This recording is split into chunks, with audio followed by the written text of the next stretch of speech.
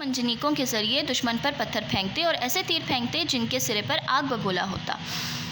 جیسے کہ آپ کو تصویر میں نظر آ رہا ہے، وہ تیر جہاں گرتے وہاں آگ لگ جاتی تھی، جس سے راجہ داہر کی فوج میں شامل ہاتھی ڈر کر بھاگے تو اپنی ہی فوج کو رونتے ہوئے میدان چھوڑ گئے۔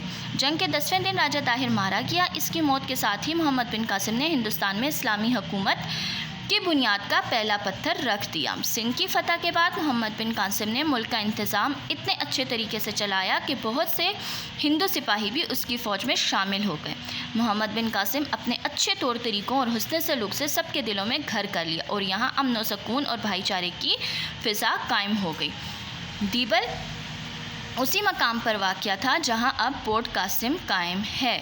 بچوں، اس سبق کی آپ لوگوں نے پڑھائی کرنی ہے اچھے سے، ٹھیک ہے؟ اور کوئی بھی ایسا لفظ ہو جس کی آپ کو سمجھ نہ آ رہی ہو تو لغت سے آپ نے اس کے معنی تلاش کرنے ہیں، ٹھیک ہے؟